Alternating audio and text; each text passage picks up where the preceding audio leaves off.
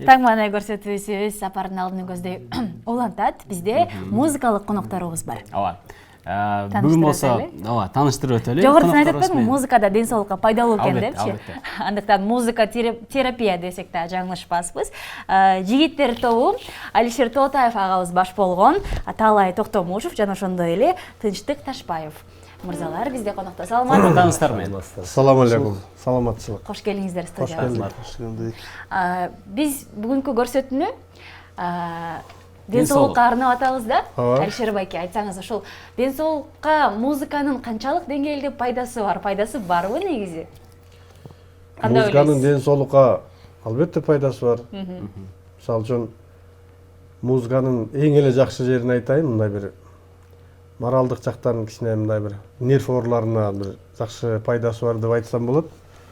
Анан калса дагы спорт менен машыгып аткан учурда музыка угуп алып, машыгып аткан учурларды да көп кездештиребиз. Музыка эгер жагымдуу болсо, адамдын албетте ошо нервин ордуна келтирип, жан дүйнөсүн азыктандырып, ден соолугуна пайда келтирип деп мен ишеничтүү айтсам болот. Өзүңүз өрт катарында кайсыл учурда сиз музыка угасыз? Мен ошондой эле туура суроо, мен мисалы үчүн баягы орусча айтканда нервиштетип аткан учурларда, стресс болуп атканда музыка угасың. Жардам берет. Алаксыйсың, анан кээде эми ар ким ар кандай ойлошу мүмкүн. Адам өзүн өзү алаксып туруш керек да. Мисалы үчүн тиш ооруп атканда же баш ооруп атканда, кээде баш ооруп атканда музыканы жактырбай каласың. Кээ учурда тиш ооруп атканда музыканы уксаң, тескерисинче алаксыйсың, ушундай. Сиздер деле ошондой болсо керек эми. Өнөр адамдар албетте музыка менен айыгат, музыка менен дарыланат, Музыка менен оорушат. Оорушат. Кайрып сакаят. Анан жигиттер тобу болуп түзүлүпсүздөр, Алишер байке. 1 жылдан ашып калды дедиңиз. Өзүңүз чогулттуңузбу байкелерди? Кандай болду? Кантип чогулуп калдыңыздар? Эми кандай десек, мен баягы өзүм деп сүйлөштөн алысмын негизи. Биз өзүбүз чогулдук. Анан пикирибиз дал келип, ойлорубуз туура келип, чыгармачылык багытыбыз туура келип, анан эң негизгиси ошол ырчылыкта тембр багытыбыз туура келди окшойт. Ошон үчүн чогуу иштеп жүрөбүз. Таалай мырза, Тынчтык байке, айтсаңыздар, буга чейин Алишер байкенин ырдап жүргөнүн билебиз өнөр жолунда. Сиздерчи? Ырдап эле жүрдүңүздөрбү? Биз эми эл астына чыкпасак дагы баягы эл арасында аз-аздан ырдап жүрчүк мурун. Анан ошентип ырдап жүрүп, кошулуп, чогулуп отурган мезгилдерибиз да.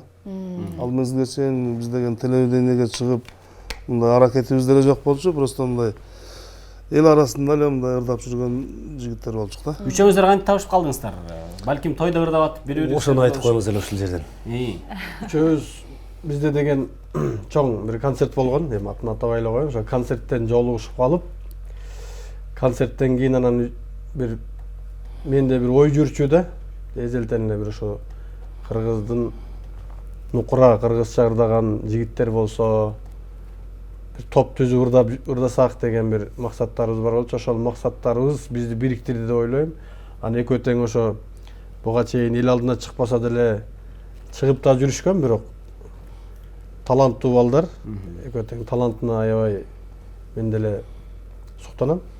Ошон үчүн таланттуу балдар экен деп анан кийин чогуу иштеп калдык. Себеби ошол болду да.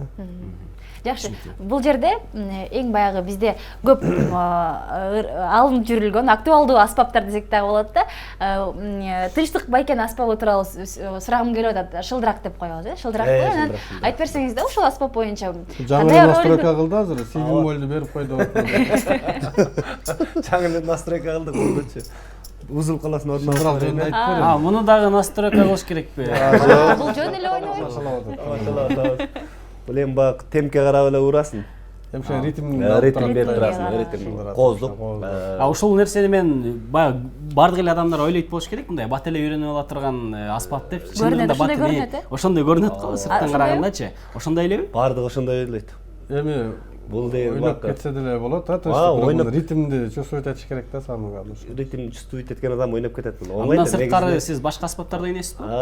Будан сырткары аккордеон ойнойм, комуз ойнойм, анан кийин нервті ойнаймын деп қой. Байкелерім нервін ойнаймын дейсіз.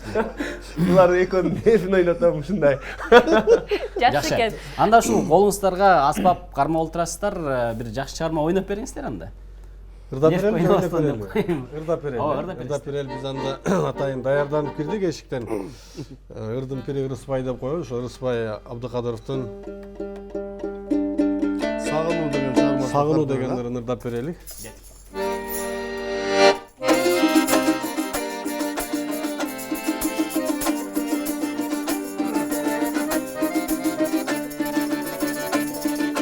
Бүркөк асман жарык дегенде чагылган, байкосуздан жадының аталган.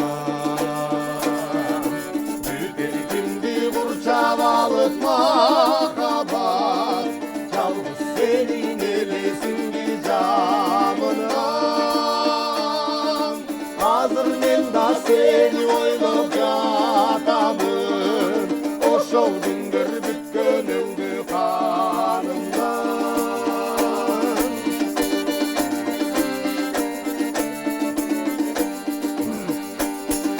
Чымыңдашып жаны көчүп чырактар, дал эсимде бирге жүрчү убактар.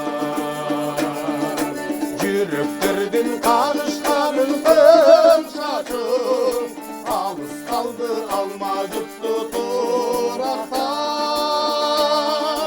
Черчеле от үйгөндөгөн күйлөрүм, миң кайталап музыкалуу булактар.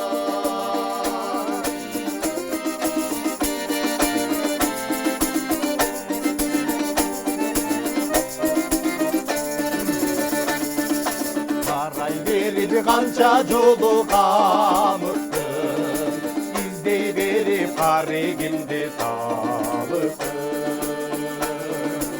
Асыл кечим келчи менин жаныма, сен себерип бүткенимди табыктым. Кадимкидей кучак жайчы жалтырап, качан болсо мен сен үчүн жарыктым.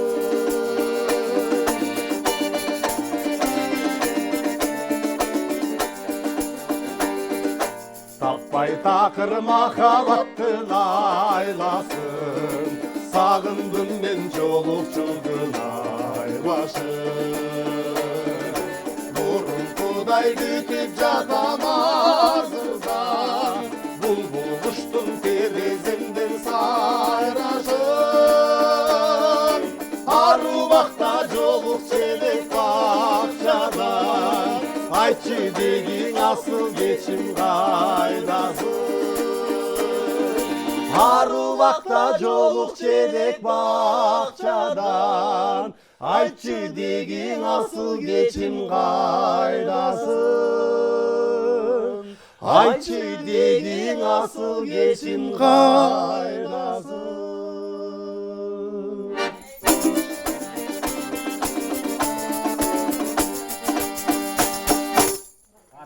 Баракелде. Сиздер өзгөчөлүк да киргизген турбайсыздар. Талайдын фантазиясы. Биздин көркөм жетекчибиз Талай да. Көркөм жетекчи. Биздин көркөм жетекчибиз Талай иштейт. Тилебим титиреп кетет көп макпага. Жакшы, ушундай азыркы учурда өзгөчөлүк болбосо болбой калды азыр. Өзгөчөлүк киргизип туруш керек. Анан Алишер байке айтсаңыз, буга чейин ушул Алишер Тотаев деген атты жасоого көптөгөн эмгектер кетти. Анан канча убакыт кетти? Канча убакыт болду ушул чыгармачылык чөйрөдө жүргөнүзгө? Эми канчалык деңгээлде тааныталдык билбейм, бирок аябай көп эле убакыт болду. Көп эле убакыт мен мисалы үчүн 2005-2006 жылдары чыга баштаган болсом, ошол жылдан бери аздыр көптүр аз да болсо көрөрмандарыбызды тапсак керек деп ойлойм. Негизинен өтө деле баягы бир нерсени бир кыйратып жүргөндөй болуп деле сүйлөш кыйын, бирок аны эл талдайт.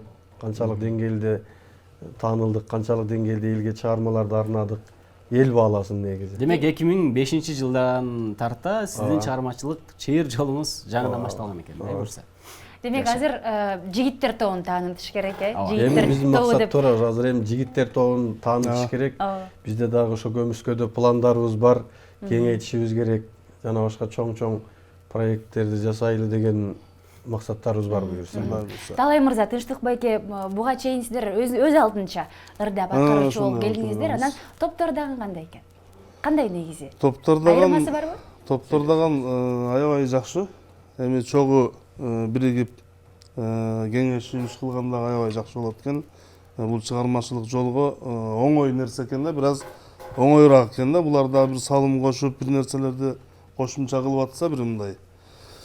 Бул деген өтө жакшы нерсе экен да. Анан өзүң жалгыз баш менен үч баштын айырмасы бар экен да. Албетте. Сиз үчүнчү? Жакшы айтып атат. Баягы 3 адам деген 3 адам да 3 голоско бөлүп ырдап турган бул өзүнчө бөлөк да. Башкача үн, башкача үн жалгыз караганда группаныкы жакшыраак. Бир баш жакшы, эки баш андан жакшы. сүйүнгөнбүз, Кудай кааласа мына 1 жылдан өтүп атат. Группа бул түзүлгөнүбүзгө. Буюрса жакшы. Кудай кааласа. Анан Биздин жетекчибиз да жакшы. Ооба. Көпчүлүк учурда ушул топтор баягы азыркы жаңы чыгып аткан ырчылар деле ошол эски чыгармаларды эле кайра жаңылап ырдап чыгып ушундай кылып атышпайбы? Сиздер өзүңүздөр бир жаңы чыгарма жазып, ошонун үстүндө иштеп атасыздарбы бүгүнкү күндө? Ушул жерде сүйлөшөбүз. Ооба, жаңы чыгармалар ниетибиз ошо жаңы элге жага турган, элдин табитине жага турган жаңы чыгармаларды жазып атабыз. Жазып ырдап да жүрөбүз. Убакыт жетсе ырдап да беребиз дегенде. Келиңиздер анда. Анда ошол өзүңүздөрдүн автордук чыгармаңыздар. Эки куплет ырдап берсеңиздер. Чокудай бол кыргызымдын жигиттери Байдылда Сарнагоевдун сөзү бар эле, билесиздер э? Ошолорго оон жазып ырдап жүргөнбүз. Биз жигиттер тобунун эң алгачкы репертуарындагы эң алгачкылардын бири болуп калды да. Кыска носка бир куплет болсо жакшы болот эле. Биздин убактыбыз бир аз. Бир куплет болгондо анда кийинки эфирде ырдайлык э, бир куплет кессек болбой калат го. Болбой калабы? Бир куплет анан кайырмасын болбойбу? Ошондой болуп калат.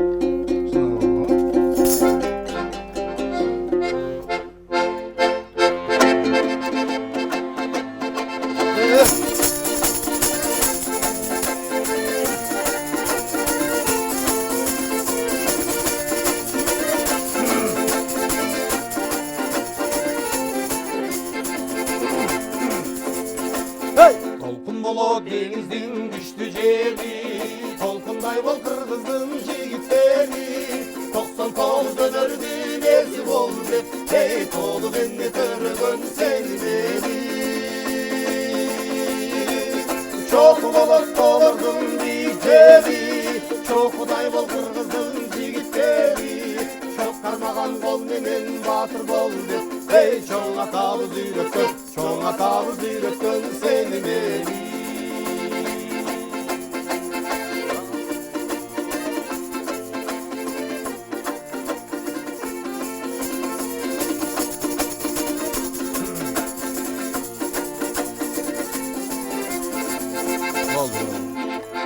Бир куплет дедиңер эле, бир куплет кыскарттык, бирок ырдын мажеси бир куплетте чыкпай калат экен, э? Ооба. Сонун Бирок жакшы, абдан сонун маанилүү сөз, сонун обон. Баягы жеткиликтүү. Чоң рахмат сиздерге, ыраазычылык билдиребиз. Мен дагы бир тааныштырып өтсөм, жигиттер тобу Алишер Тоотаев агабыз жана ошондой эле Талай Токтомушев байкебиз, Тынчтык Ташбаев агаларыбыз бириккен ушундай бир сонун топтон жакшы ырларды мындан ары да күтөбүз агалар. Чоң рахмат сиздерге. Сиздерге ыраазычылык билдиребиз. Ийгилик сиздерге. Ал эми урматтуу телекөрүүчүлөр, биз жогоруда айтып өттүк, бул музыка депрессиянын, стресстин алдын ала турчу бир каражат болуп эсептелет турбайбы? Деги эле депрессия тууралуу, анын алдын алуу тууралуу кийинки сюжетте чогуу көрөбүз.